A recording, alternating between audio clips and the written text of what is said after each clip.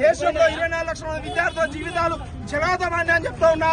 ఇప్పటికీ కేంద్రంలో ఇక్కడ బీజేపీ గానీ తెలుగు రాష్ట్రాల విద్యార్థులు వేలాది మంది నష్టపోయారని చెప్పిన బండి సంజయ్ కిషన్ రెడ్డి గారు స్పందించకుండా నీట్ విద్యార్థుల పట్ల వ్యతిరేకంగా వివరిస్తా ఉన్నారు.